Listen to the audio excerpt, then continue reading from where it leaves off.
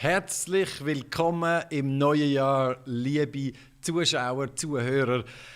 Gutes Neues und bereits das siebte Gespräch. Ich freue mich sehr, heute mit der Stone von GoodDollar und meinem guten Freund und Mitwirkenden in einem anderen Projekt, Blick. Ja, wir machen es auf Englisch. Wir haben gesagt, immer dann, wenn wir einen Gast haben, sprechen wir auf ihre Sprache. Und das ist heute Anna und sie spricht Englisch. Welcome, Anna from Tel Aviv, from GoodDollar. Welcome to our live stream. Thanks so much for having me. I'm so excited to join you guys today. Cool, that's great. And also, as I said, introduced already before in Swiss German, Malik, he is from the Decentrum. It's a think tank who is checking the implications of digitalization and their society, and they love experiments, and they do a lot of experiments in this matter. And you, Anna, you are from the marketing team from GoodDollar. You're situated right now in Tel Aviv. You also have part of the team in New York. Let's go into this and talk about GoodDollar. Perfect. All right, GoodDollar. To roughly understand, it would be great if you really on a top level explain to us what is GoodDollar doing, what does it has to do with UBI, Universal Basic Income, and how can people participate in that project? Sure, great, perfect. So to start at a high level, I would say that GoodDollar is a suite of products, actually a suite of different software products that at the end of the day have a goal to let any single person that has a cell phone collect a digital income. Okay, so the idea is that the money to provide every human being alive with some sort of fundamental economic assets is out there, that the money is out there to fund such an initiative, and that every single person should have access to those funds. So the GoodDollar project is actually an initiative that's designed to build incentives for those who have money to use that money in a basic income network that will enable any human being alive to collect a stream of that income every day or every week. Okay, so every person can access digital income, which then they can use with either in the digital economy online, or have a way that they can move into their native currency. So the idea between GoodDollar and UBI is first of all, it's based off of a global concept of income. So we're not coming to it from a nation state level. We're actually coming to it from a pan-national level, from a global perspective. We're coming to it from the perspective that it's not funded by governments, it's funded by people. Okay, so myself, yourself, any company, any individual, any philanthropist actually can participate in supporting or funding this global digital basic income network. And additionally, it's based off of doing it in a way that's sustainable, okay? So doing it in a way that incentivizes people to actually bring money into the system so that the basic income is developed and done sustainably. And it's based off of, we've very much been inspired by basic income advocates from the past hundreds of years, actually, around this idea that if you're a human being alive, you deserve some baseline economic security. And what we've done is we've actually started to update that concept for a fully global and fully digital and digitized world. So that's a little bit behind GoodDollar. Okay. Hey, thanks a lot very much to this. One question from me up ahead. We also think universal basic income as something giving every human being an kind of amount of money to live off. Did I understood it right or wrong that you're focused with GoodDollar, you're rather focusing on people who can give and people who need would then claim and take it? Or is the idea that everybody who joins and participates is always claiming and getting this digital universal basic income, or is it rather to correct the inequality and lift up people out of poverty? It's a great question, because the answer is that there are multiple ways that I can participate in this system. Okay, so but before I answer the specifics, I'll back up a little bit and zoom out. Like I mentioned to you, core to this belief of this project is, number one, the money is out there for us to accomplish the goals that we set. Okay, so we know this across a range of different areas of scarcity. It's not that there's not enough food to feed the world. It's that the way food is distributed and where the markets are and how the markets function, it leaves us with a number of people that are struggling with hunger. So we take a similar approach to basic income, that the capital is out there. There's enough capital in this world to enable every human being alive to have a baseline level of economic security. Okay, this is one core belief to the project. The second core belief to the project is that in our hearts, people want to do good. Okay, that in the heart of hearts, that we actually really truly believe in the good of people, which is the good behind GoodDollar. It's focused off of individuals and communities and societies wanting to do good for the world and the interconnected nature of all of our security and well-being. And that if we can lower the barriers to entry of what it takes for an individual to do good, that we will be able to build a system that has mass levels of participation. Okay? So when you ask a question about GoodDollar, which is how do I participate? What's my role in the ecosystem? The goal in the ecosystem is actually to create a basic income network where you can both collect the basic income and support the basic income, okay, in multiple ways. And so for example, and this is through our economic model, which is essentially encourages people to lock and save their money through the GoodDollar mechanism, and basically splits the interest that they earn off of that money. Okay, so that if I, as an individual, I decide that I'm going to, let's say, put my $100 from my paycheck that I save in the GoodDollar trust, I know that the interest generated off of my 100 GoodDollars is going both to create basic income for people and also pay me back. Okay, that's the supporting, how someone can support the network. Claimers, the idea of receiving it, I also claim and receive GoodDollars, okay? And this is because with my GoodDollars, I actually can contribute to the ecosystem in other ways, okay? So what am I doing with my GoodDollars? I'm not someone who necessarily needs my GoodDollars for food or for basic needs, but I'm using my GoodDollars to participate in the digital economy. So I'm using my GoodDollars to actually buy design services from a graphic designer in Venezuela. I'm using my GoodDollars to fund some of the social entrepreneurship projects on GoodDollar.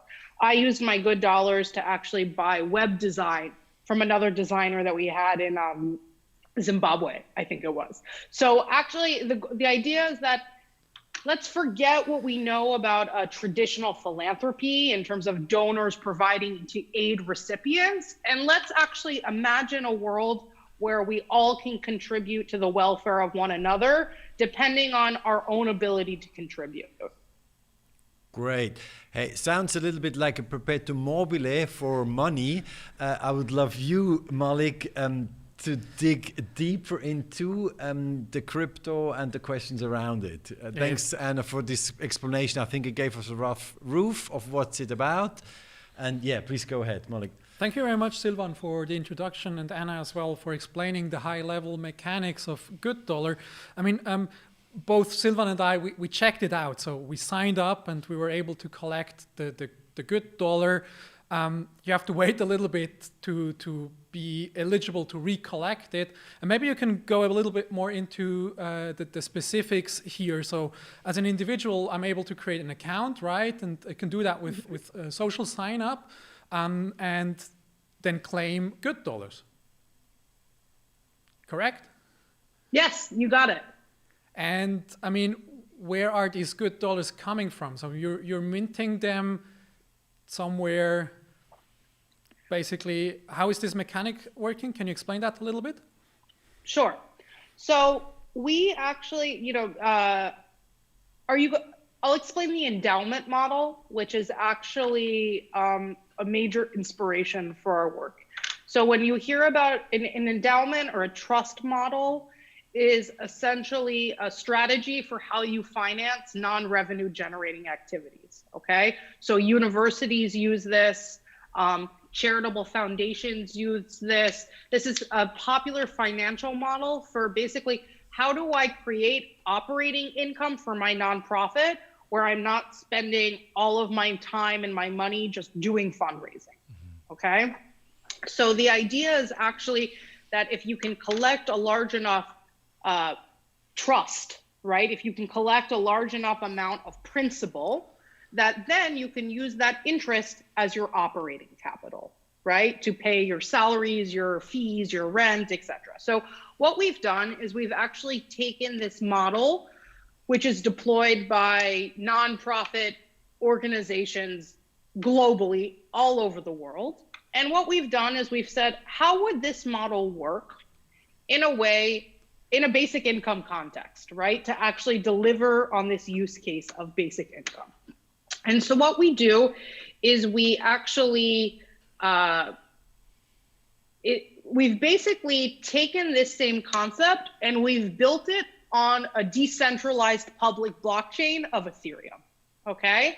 So what we've enabled, and stop me if I go too much into the tech here, but what we're doing is we're operating within the field of decentralized finance, okay? Decentralized finance is basically finance done via smart contracts on the blockchain, okay? So you don't need a company, you don't need financial registration. Me as a user don't need an account. All I have is my blockchain wallet and my blockchain funds, right?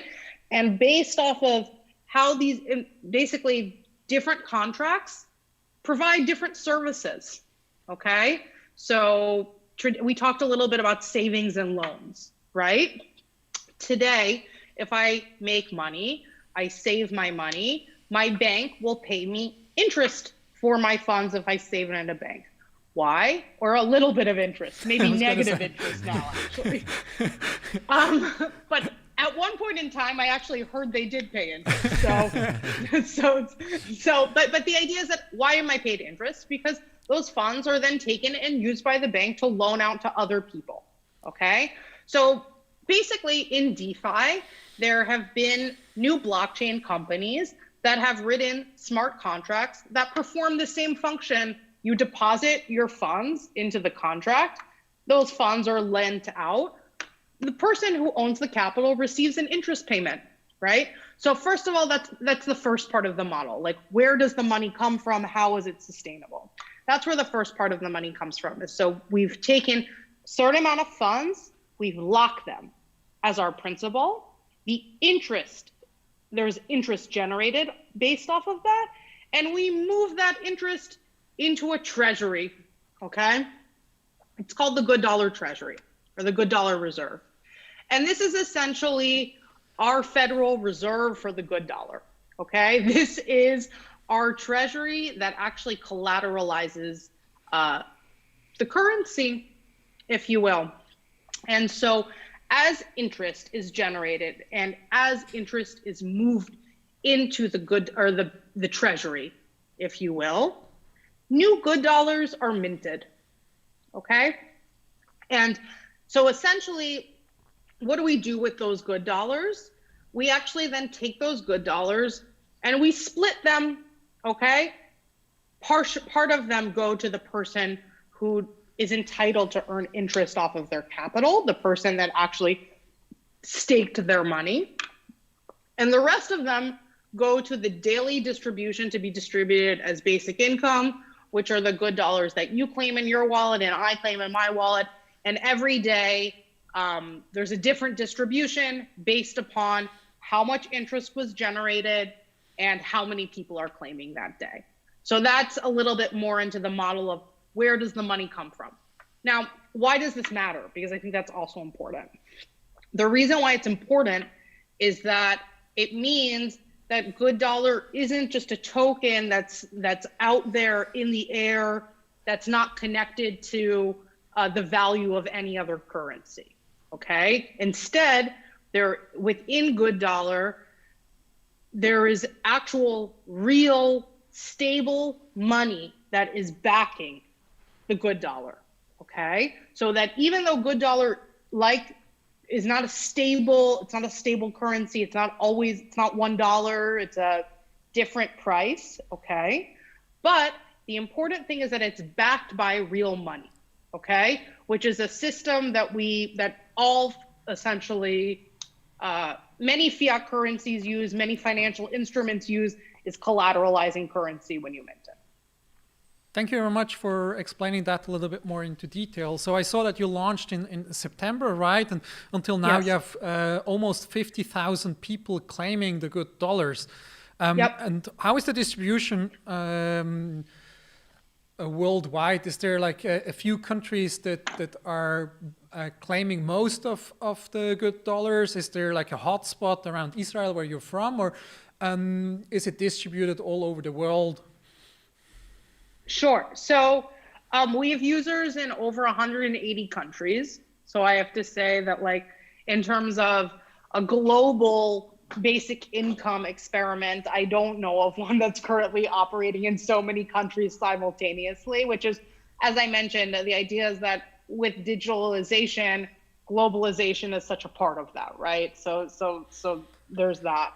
Within the countries, yes, we certainly have communities where we are more popular. Our leading countries are Argentina, Colombia, Mexico, Nigeria. We also have, a few other European countries, other Western countries, but those are our top countries in terms of number of users and the activity of recurring users. I think this is because of a few things. First of all, we're talking about countries that have a really high degree of smartphone connectivity, okay? That's first and foremost. Like, these are all countries that have a very high penetration of smartphones amongst their general population, the first thing. Second of all, these are pretty much all countries that have relatively unstable national fiat currency, which, third of all, leads to a good reason why these countries also have are crypto literate in these countries, right? So people have had reason over the past 10 years to begin to learn about Bitcoin, Ethereum, other cryptocurrencies, and how they present potentially a compelling alternative to national fiat currencies. I forgot Cuba, but Cuba is also a fast riser for us as well. But throughout Latin America, we see a lot of adoption. Although I have to say, some of the most interesting use cases I've seen have come from transnational use cases. Okay. Which we can go into, but there's one that I would love to share, so I'm just going to take the opportunity to share it, which is actually a local guy here in Israel. Coincidentally, we don't have that many users here in Israel, but just so happens to be an Israeli guy who works for a food bank, and he essentially has been using good dollar as a fundraising mechanism for him. He's saying, all of my good dollars that I collect, I'm going to donate to this food bank. And I'm looking for corporate sponsors to match. Okay, I'm looking for corporate sponsors to help match my donations of good dollars. He found one, amazing, great success story. We love it. But the really interesting stuff is that the good dollar global community, so specifically a user that I think is living in Indonesia right now, saw the work that he's doing and said, I love this idea. I'm also going to collect I'm going to collect good dollars for this food bank just out of the goodness of his heart. Okay. And so actually what he's done now is run a global fundraising campaign to help support this guy's work at a local Israeli food bank. And so these global examples of people reaching across borders, reaching across nation states, really having no incentive to do it other than the goodness of their heart is, the reason why I think there's a role for good dollar in the world, right? To see people wanting to do good and do good for one another. Thank you for sharing this example. I mean, I would take one more question, and then I think you can also explain how to spend good dollar and what your experiences were so far with that. I mean, basically looking at new projects, I try to learn to go and find the smart contracts out there, because I think one of the key features that blockchain offers is that it's open source, that you're super transparent, and I think you did a great job with the dashboard, showing the numbers and being really upfront with that. I had a little bit issues, to be honest, to find the smart contracts. I was looking on the Ethereum blockchain, and afterwards, I learned that you're using this layer 2 technology, which is called Fuse, and which has an whole own explorer to find these smart contracts. And maybe you could explain a little bit more about the reserve, who is eligible to sort of give money into this reserve, how to collect the interest, and which protocols you use for that. I mean, maybe a few of our listeners are interested in sort of staking some of their cryptocurrencies towards your protocol. Absolutely. So the idea behind good dollar is that we actually can wrap around any DeFi protocol or any yield generating instrument, okay? So the way that the smart contracts are designed is not that good dollar needs to be integrated one-off with each and every protocol, but rather that good dollar can wrap around any protocol. So currently the wrapper that we're wrapped around is Compound, which is one of the leading protocols, lending, savings and loans protocols within the crypto space. Although we are actually, the DAO is going to release a bunch of bounties for, I think, our next protocols, which include Aave, DMM, and potentially Yearn Finance if we can find the right model. Okay, so right now we're starting to actually expand the number of protocols that people can work with when they're deciding, okay, I want to use my crypto and support this basic income network. Okay, so where we are now is a small representation of where we're going, and of course at scale, the vision of good dollar is we're starting in DeFi, but the vision is that should be a system that any centralized financial institution can plug into and also support, because it's transparent, because it's clear that the money is going to real people, and because we believe that this will actually drive a real positive impact in people's lives. Okay, so we're starting in DeFi, but ultimately the vision of good dollar is to plug into the trillions of dollars of institutional capital out there that are sitting latent, generating interest for banks that already have more money than they know what to do with, and instead providing an alternative for what to do with all of those compounding funds. Okay, so there's that. Second of all, who can participate? How can people participate? These are all features that we're actually releasing over the next few months. Okay, so there's basically one primary way that you can participate if you want to support the network right now. It's you can send your crypto to the Good Dollar Trust that will then create basic income based off of your donation for forever. Okay, I call it our sustainable giving mechanisms, because it's not like you're donating the money once and then it's being used for just, cash changing hands as part of a basic income experiment. Instead, what we're doing is we're going to use your contribution or your gift in a sustainable way that will create basic income for everyone for forever. Okay, so that's the first thing. Over the next few months is when we're actually going to release the ability for people to do the full flow of staking their money, using their interest, and those supporters receiving their yield payouts back. It's interesting. This is something we can see already, I think, in the application that you have something around, was it 50K DAI staked, and that you're generating an interest of around 5 DAI daily, if I understand that correctly. I was looking for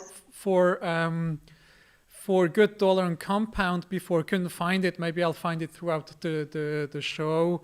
Today. You won't find it.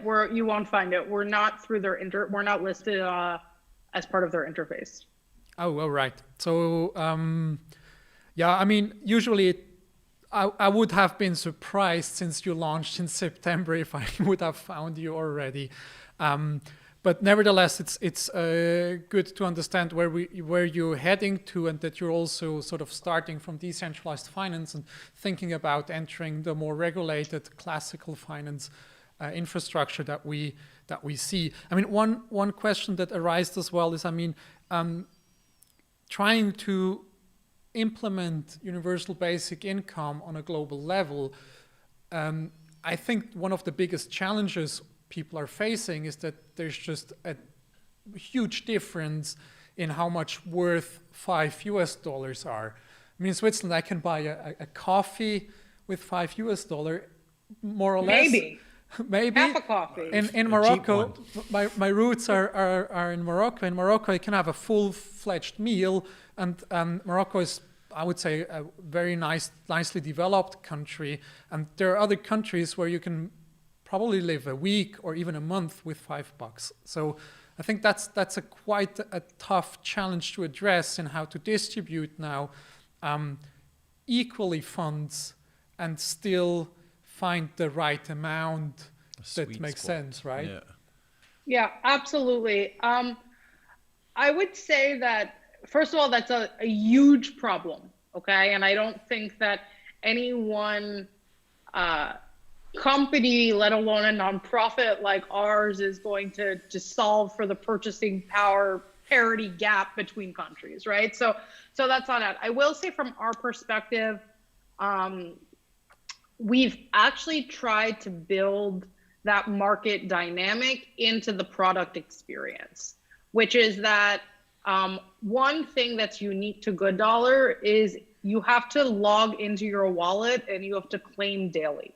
Okay, so the idea is to have there be a minimum amount of effort, but yet a certain amount of effort, so that it actually requires the individual who's receiving the income to take a step, right? So I'll tell you for myself, I work for the project, okay? And I forget to claim some days. Why?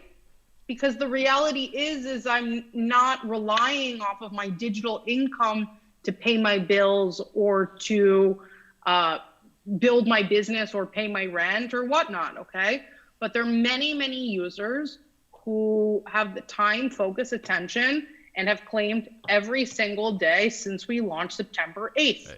Okay? I love that answer, because you could have gone at the high level and explained by mechanisms and artificial intelligence and trying to really, but actually I can prove what you said.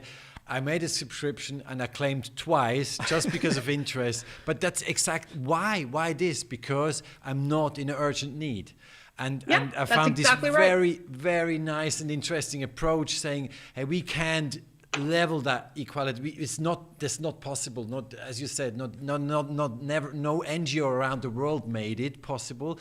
And we will always have these currency differences, which is big part of the inequality. And now we have this chance with the digital currencies, but still, how do you handle that inequality? And I just, sorry, drop it in, but I found this great, the way you deal with this, because it's just Simple and clever. We refer to it as, there are all these proof of work terms in blockchain. We refer to it as proof of need. Okay? That if you really need the income, you're going to have the mental time and attention and focus on taking that extra step and remembering to claim every single day. And I have to say, I think that's why it's no accident that our top users are from countries that have unstable fiat environments and where people are actually crypto literate, is because they really understand that over time, something like GoodDollar has the potential to be a huge project with millions and millions of users. And as an early adopter, they will benefit from that. So do you see this high frequency of daily claims in poorer countries? It would be a gross generalization to say yes, but I would say I know where our users are. I know where our active users are. And yeah, they're not in the wealthiest countries where we have users. Yeah. Then I already jumped in. I have one question. I claimed GoodDollar, and then I saw you have a marketplace on Facebook, and then I was like, oh, great. First naive thinking of, there I can share my value or get something out of my GoodDollars, or even give my GoodDollars to something good. And then I found there, sorry to say, a little bit much Russian YouTubers who give me $5 if I follow their channel. Yeah. Is that I'm pretty sure you don't curate that, but actually I'm seeking a little bit into this. Are you? I guess that marketplace just runs itself, but do you want to curate this, or is that just you give it free and that's the way it develops, or what's happening? Yeah, totally. What's happening out in the market with the GoodDollar? What's happening out there? Yeah. So you got it right. That is the marketplace is basically like community run, community administered. We're actually I represent the foundation, right? So we have a number of discussions internally of like, how much do we invest in marketplaces versus how much do we basically encourage community members to create their own marketplaces? Because at the end of the day, every user has the same experience as you, which is, okay, great, I got this thing. Now, like, how do I actually use this thing, right? Like, how do I actually exchange some value? So I'd say that, first of all, you're right. It's a community-initiated marketplace. We're not curating it. Okay. What we're going to do is a matter of actually debate, right? But we know for sure that people want to have a way to use their GoodDollars. And we see this because there's not only one community marketplace, there's over 50 that I can think of that have been initiated by the community, which is all based on basically local representatives in their own country, in their own language, trying to establish their own GoodDollar marketplaces, their own communities for people within their own geography, to have a community where you basically know who's qualified, right? So we're aware of the marketplace. How are people using the marketplaces? That's another question, right? Because I think this is actually a really philosophical question of that, what you just described, right? If some guy is offering to pay me $5 GoodDollars to follow his YouTube channel, and I do it, and I know because that YouTube pays this guy based off of how many followers he has and how much engagement his videos get, and that results in him getting a bigger check from YouTube. Did GoodDollar do its job? Did we increase his income? Did we increase his economic activity? You could say yes, right? So that's just one example, right? One example. Because we know social media engagement translates into real dollars for content creators. So that's for that the one example that you mentioned. Not that it's the best use case, but it's just one way to think about it, okay? The other ways I'd say are, like I said, I break them down into entrepreneurship, people that are using good dollars to further their own businesses, of which I'd put the Russian YouTuber in there, but I would also put in that camp other people that are trying to start new businesses for good dollars. So for example, I can think of one guy who started a gift card business, right? He will provide you with local gift cards in exchange for good dollars. So that's like another example of someone who's trying to create a business using good dollar as a tool. There are other examples of people who are using good dollars essentially as lead gen for their businesses.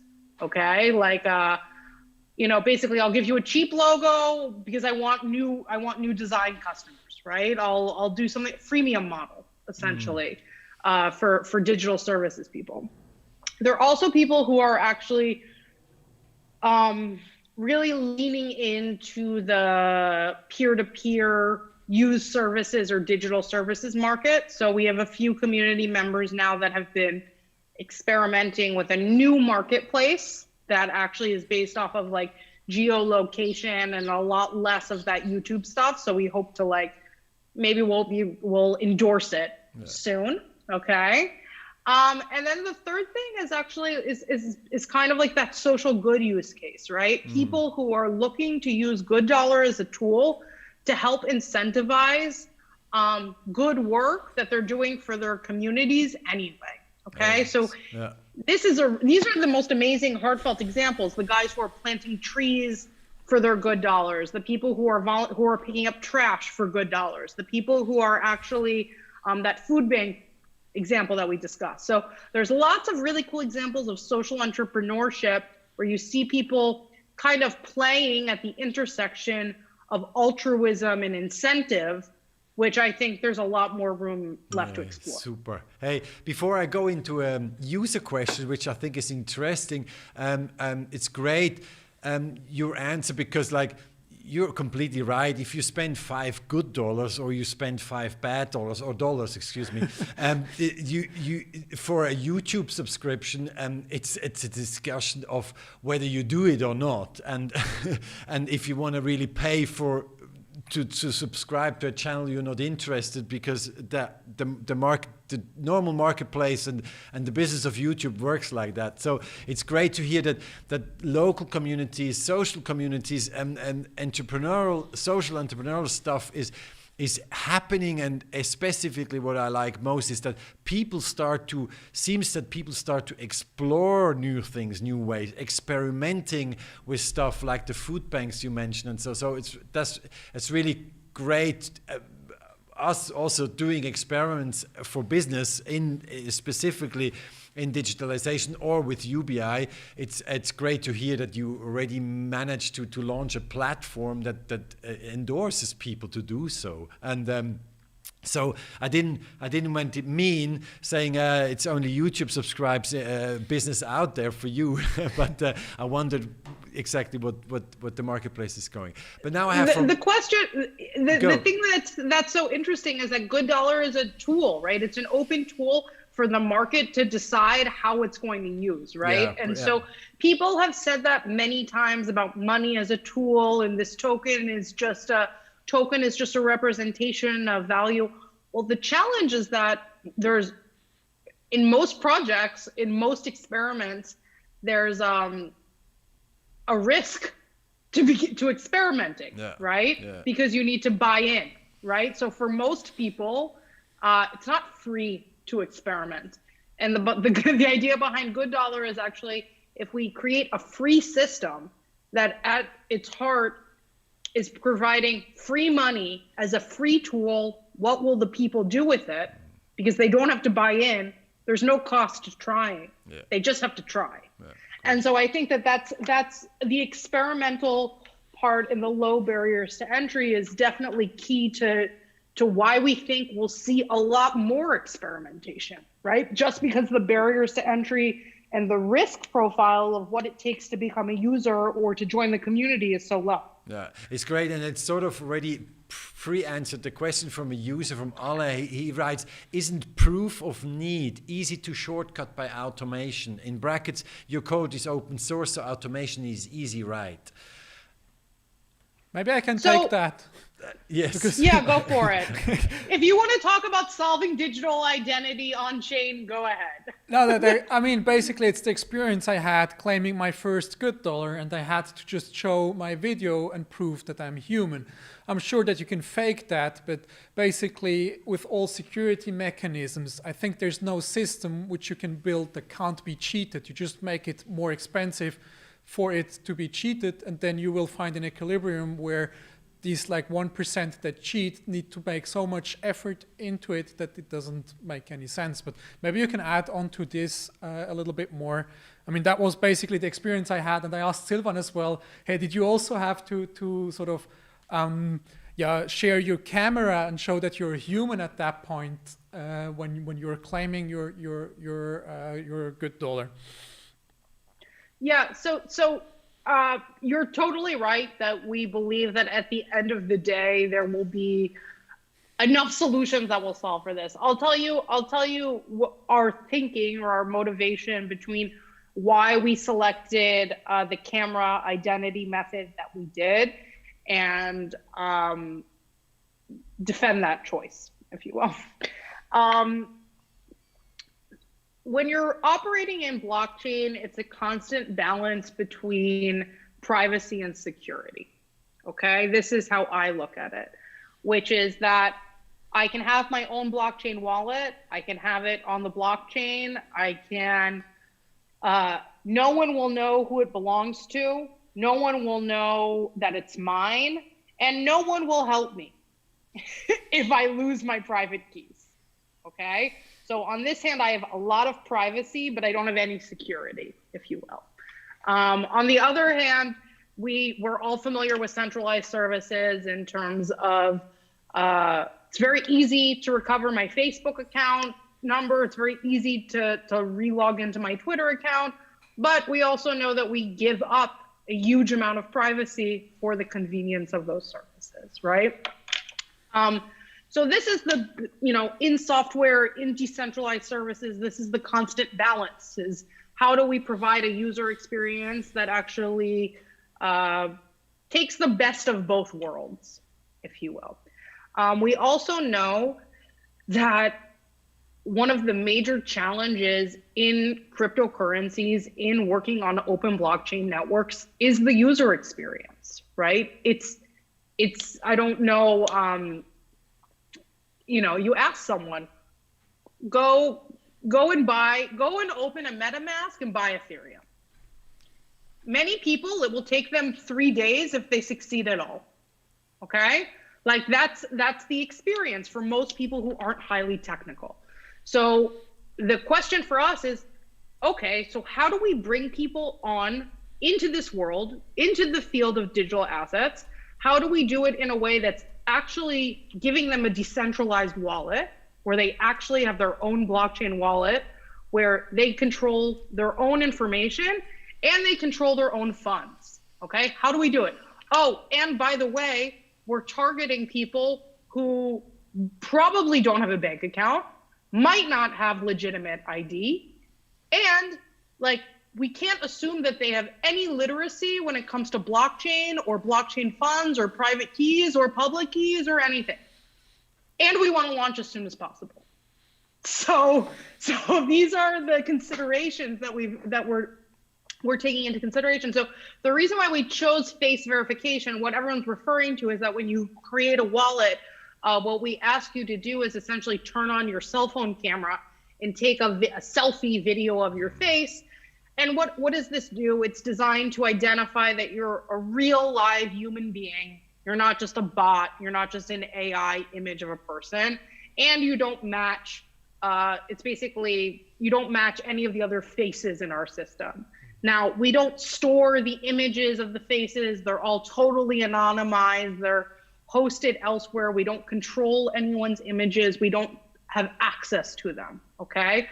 But this is a system that we decided to implement because we decided it was in software, we say, don't let the perfect be the enemy of the good. Actually, Voltaire said it, but we say it a lot in software too, because we thought that it was the best way to bring in hundreds of thousands, if not millions of unique users. It would be secure enough to avoid massive fraud, and that the user experience would be painless and easy enough to enable us to actually appeal to the target audience, which are people who probably don't have a MetaMask. So, and it won't be that easy for them to do so. So those are the thinking, that's the thinking behind the wallet. We also are passionate followers of the space of decentralized ID. There are a lot of really smart organizations and people out there that are working on decentralized ID as their core focus. And so this is an area where we're betting that someone else will solve. Great. I hope they're faster than the Swiss government, because we're just right now having a debate going on about our EID, which is about to be privatized by or developed by private banks and insurances, what we actually don't like much. But I don't want to get too deep into politics. But I'm really looking forward for an international digital ID or something. We can move on in the digital age of society. Hey, the guy Alain, he says less convenient UX but more secure, always a trade-off. So you're really a good marketing person. Even he's sort of, hey, couldn't that be done different and shortcutted? Is answered conveniently, as I see. Hey, we're already like heading 3/4 of an hour in our talk. It was very great. I would love to dig into a few more things, a bit out of digital crypto Sure. and blockchain, although I found it very interesting. And I'm sure we have people out there who are also knowledge in depth. But hey, the COVID crisis, or whoever we want to call it, SARS-CoV-2 or whatever, was that did that push you through? I mean, like we started a project also last year, and we got pushed through a bit. The whole worldwide topic of UBI or basic income, unconditional basic income, called in Switzerland, has been pushed much. So did you feel it on your side that people have more need or interest in such things? So I think we can agree that 2020 was a bad year in a lot of ways, but it was a good year for universal basic income advocacy. Yeah. And I think that rising tides lift all ships, right? And I think to the extent that basic income, if I think back to when I first started working in this space, and I know you've been working in this space as a basic income advocate for longer than me. Basic income is a very arcane topic, right? It was a very esoteric topic that's for idealists. No one's really taking it seriously. Yeah, of course, if we could just give money to everyone would be happy. Yeah, right. It'll never happen. It wasn't really, even though it's been a long-standing policy for many centuries, right? And there have been political proponents. Most recently, I think Andrew Yang, as part of what he did for the presidential run, really set the stage for introducing basic income as a serious policy proposal that we can afford to implement, and we can implement if we set it as a goal, right? So I think that his work in 2018 and 2019 really set the groundwork, I think, in terms of making basic income a more serious topic, so that when COVID hit and economic stimulus and putting money directly into the hands of people was selected as the mode of economic stimulus, it was, in many ways, how much more proof? Oh, and by the way, giving money to people works. It kept people out of poverty, and they injected that money back into the economy, therefore stimulating the economic activity that they desired to. How much more proof do you need that it works, right? So I think it's there's that element which I think has really shifted. I want to say the geopolitical conversation around what is the right way to approach economic stimulus, because many governments, certainly I'm an American, I've never received a check from the US government before, ever, right? So there's many tax cuts that occurred over the course of my lifetime that maybe trickled down to me. I don't know, wouldn't know, no direct connection. But you for sure never got one who paid you for doing nothing. But exactly. But I never ever got a check that was designed to, basically provide me with a certain level of economic protection and actually bolstered that, right? Yeah. So I think the entire conversation about what is government policy around economic stimulus, what is government policy when approaching a recession, how do we actually protect people, right? This has been fundamental. It's not just a recession. People are going hungry. People can't pay their rent. People have lost their jobs. They're really struggling, really suffering. No tax cut is going to save them, right? So how do we actually protect people? And COVID's been huge in, I think, making people really understand the stakes and also really see the proof in the pudding that it works. I think also COVID has really shone a light on how much inequality exists in the world. So not just COVID as being good for basic income, but it's actually really made it impossible to ignore how rife our richest societies are with inequality and how unfairly the economic fallout from the pandemic has affected people. Yeah. So I think, yeah. Great, thanks for that. Hey, before we completely round up, I have one, I think it suits a bit into you.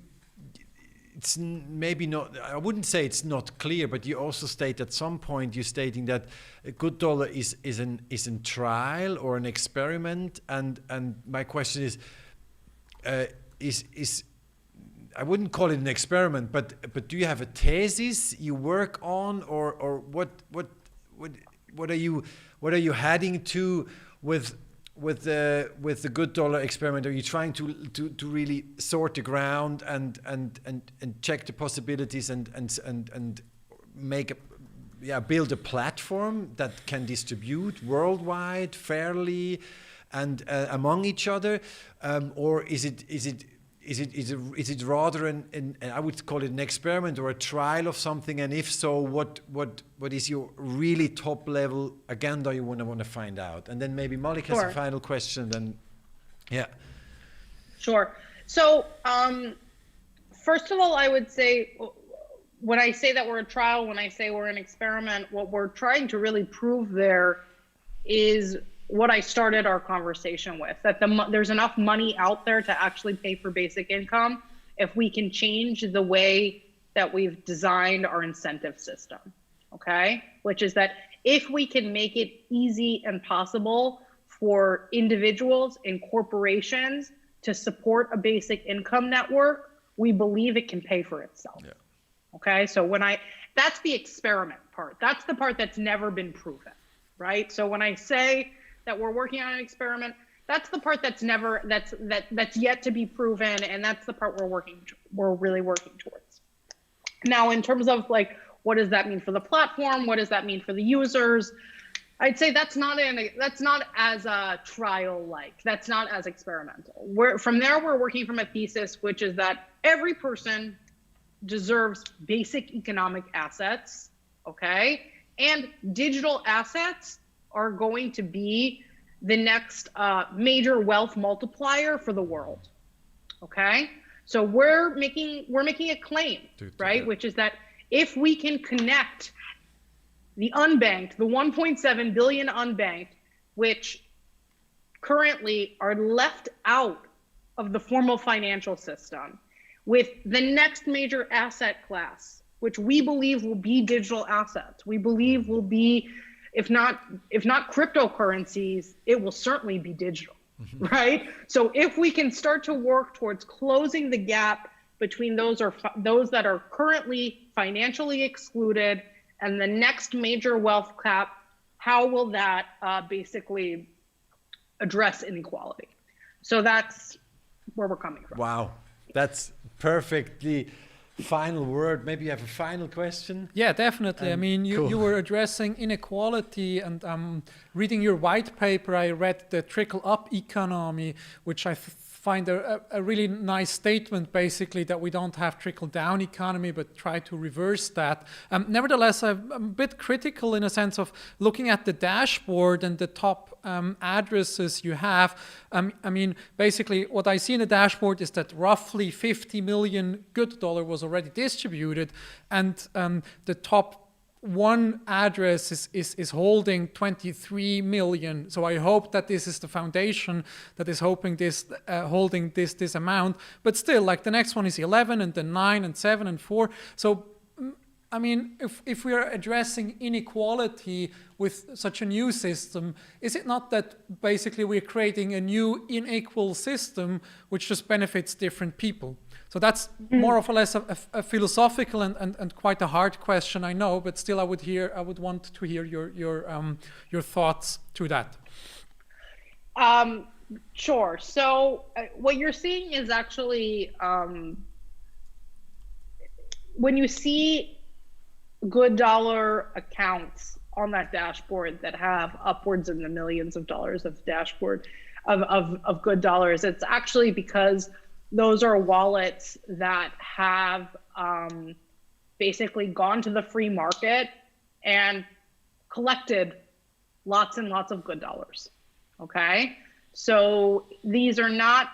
When I talk about equality, inequality, what I'm referring to is a more equal system, right? So that every day the amount of $good that I claim on my phone is the same amount that anyone else receives, right? So in and of itself, we believe that there's inequality in the design. The people who have those high numbers of $good, it's not like they got them just through claiming on their cell phone. They got them because they went out onto the open market and they purchased them, okay? So I'd say it's a matter of trade-offs, right? Like to design a system that is both sustainable and market incentivized and fully equal, okay? But we do believe that we can design a system that is more equal with a lower barrier to entry and still incentivizes people to actually take the financial risk to actually support it, right? So I would say that at the end of the day, every person that out there that's essentially has acquired lots and lots of $good, what it does is, and this is deep in the model, is it essentially, it actually increases the number of $good that are being printed for everyone. So what we've actually what the goal here is, how can we take the inequality that is at the heart of our world, that's at the heart of our economy, that there are very few who have a lot and many more that have less, and play with that in a way that strive towards something better, so that those people who have the money, who bought millions and millions of $good, what's unsaid is that through doing that, they have inherently created more $good for the rest of the users. That's fantastic. So that's great. I know, Silvan, you always want the last word, but you'll get it. No, you'll it's get great it for because sure. there's so many questions. I love it. Thank you very much for this answer. I think that was a really, really, really, really tough question for you in that case. I mean, I'm super happy to see that people are experimenting on this kind of level, whereas Silvan and I with Ting, we're experimenting on a completely different level. So we try to sort of start in the market and with the current financial system and try to bring something like universal basic income to life there, whereas I think you guys or other initiatives on the blockchain like Circle UBI try to really think about a new financial system which has that already programmed in, and I think it needs both, and it needs a lot more as well to bring a universal basic income that benefits most of our society to life. So that's basically what I wanted to say, and you can have the final words, Silvan. I was about to say the same, that we really, as it needs a lot of courage, and I really see a passion in GoodDollar, talking to you, reading your mails, your newsletter. Actually, it's really, one can feel what you're aiming at. It's not just a good business that runs and brings some cash at the end of the day. And when we really want to start to go into universal basic income in the fundamental ideology, it always is a trade-off. We noticed this with our project. You noticed there's several things. Even the initiative Switzerland was about to vote 4 years ago had to make a certain trade-off, and I think that is really, it's great to see and hear on so different levels that people working on this, going deeper into this, and trying to get closer to that ideology of the idea, and we know it's just it can't be just adopted completely the way it was thought in the ideology's way. So we need to go step by step there, and that needs a bit of courage, because it's so easily to rip a project in pieces, saying, "Oh, it's not exactly on the line there. It's not exactly," and therefore I thank you, Anna, much for the work you do, for the experimenting, the way you experiment with it, and not really typical to me. That's right, but I give you the last word, and thank you very much for having this talk. It's my pleasure, and I'm so happy to come out here and share what we're working on to a larger basic income community. Like you mentioned, it's a different approach, but I really believe many of us are motivated from the same place of how do we build a freer, fairer, safer world for more people, and we're just getting started. And so I think that the best thing that I can ask of people is patience, because building big, transformative things takes time. It doesn't happen overnight, and that refers to both companies and policy. And so continued support and optimism and learning is really the journey that we're on for the next decade or so, at least. Thanks a lot, Anna. Thanks a lot, Malik. Thank you. Yeah. Greets to Israel, to the world. On the 8th of February, we have a talk with Mansour. He's, in English, Chief Executive Officer or whatever from the Stiftung Grundeinkommen from Germany. And they're digging a bit deeper into science and what it's possible and where are the limits of science and UBI. And yes, please jump in, 8th of February at the same time. Anna, have a great day.